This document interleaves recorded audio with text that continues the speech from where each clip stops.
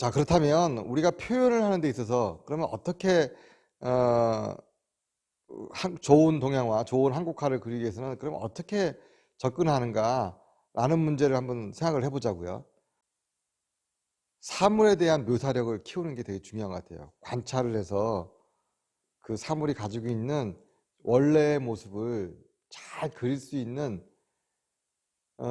그런 관찰력과 묘사력, 이것을 키우는 게 되게 중요한 것 같아요. 동양화를 시작하시는 분들이 제일 먼저 뭘 하냐면요, 제가 붓을 가져올게요.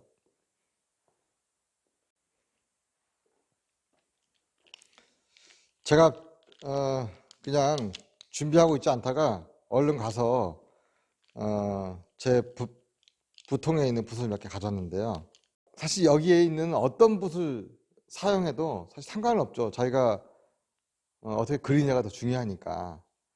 근데 동양화를 그냥 일반적으로 그냥 문화센터라든가 그런 데 가서 배우시고 그럴 때 가장 크게 좀 문제가 되는 것이, 전 문화센터 가서 누굴 가르쳐 본 적은 없지만 그냥 거기서 배우신다는 분들의 어떤 그런 그 그림들을 봤을 때,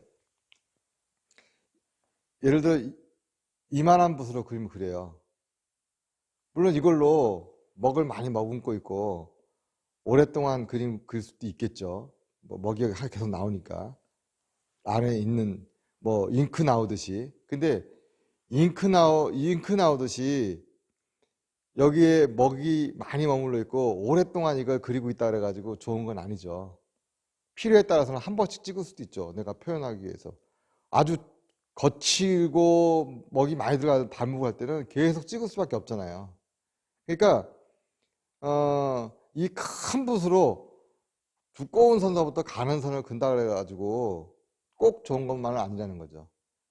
그러니까 이 큰 걸로 사물을 표현하다 보니까 아주 섬세하게 그려야 되는 부분들을 놓치는 경우가 많아요. 큼직큼직하게 그리게 되는 거죠.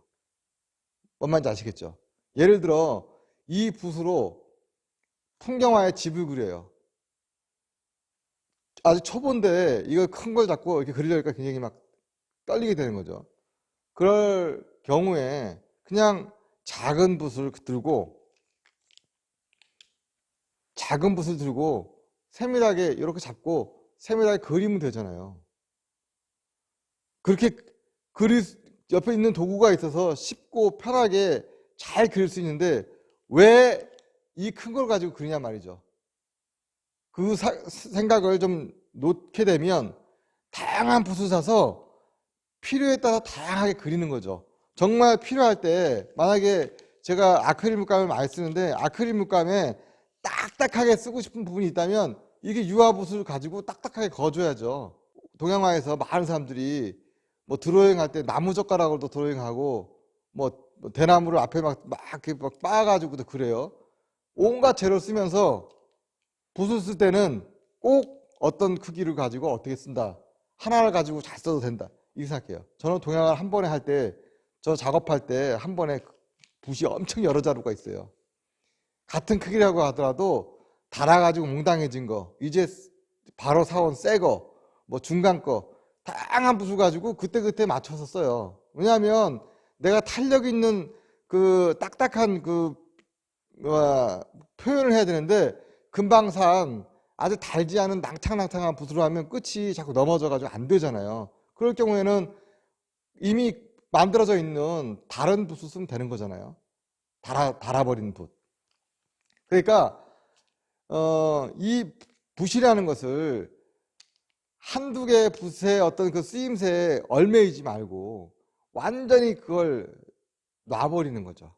이런 큰 붓들은요, 정말 엄청나게 큰 걸 그릴 때 팍 그릴 때 쓰시고, 이런 작은 어떤 그런 걸 디테일하게 할 때는 이런 붓을 가지고 그리시면 되는 거죠. 뭔지 아시겠죠?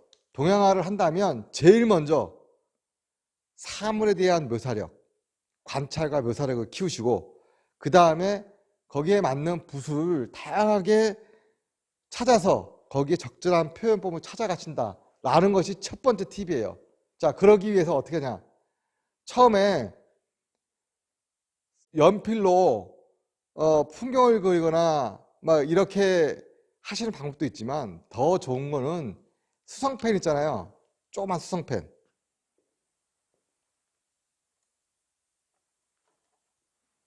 이걸 무슨 펜이라고 그래요? 이게 수성펜, 프로스펜인가? 이걸 뭐라고 그러죠? 모나미 플러스 펜. 모나미 플러스 펜이라고 하네요. 이런 펜들 되게 굉장히 끝에가 가늘잖아요. 요런 펜으로 정말로 꼼꼼하게 풍경을 보고 그려보세요. 대충 스케치를 해오고 집에서라도 사진을 찍어와서 그걸 보고라도 정말 거기에 맞게끔 디테일하게 이걸 섬세하게 많이 묘사를 하시고 나서 그 다음에 조금 저거보다는 큰 이런 붓을 이용해서 또 그런 식으로 또 사물을 그려보시고요.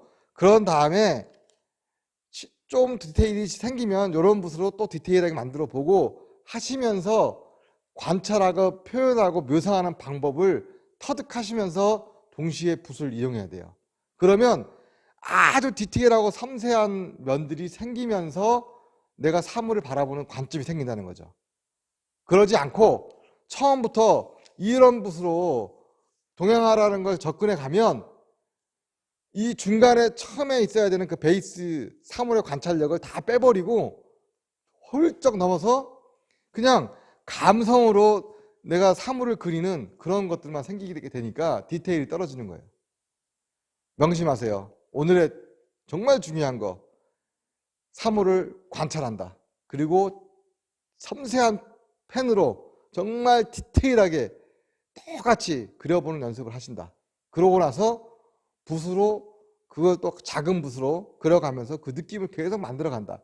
이렇게 하시면서 시간이 계속 쌓이게끔 하셔야 돼요. 그래야 정말로 제대로 된 묘사력을 배울 수 있는 거죠.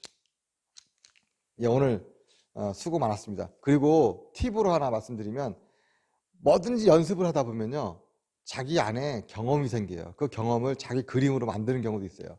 저는 2004년도, 2005년도에 굉장히 열심히 선 연습을 많이 했어요. 선을 어떻게 그릴까?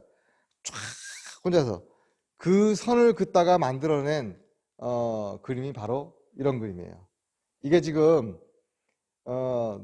밭두렁이에요. 밭이 쫙 있는 거야. 그리고 사람들이 여기서 밭에서 일을 하고 있어요.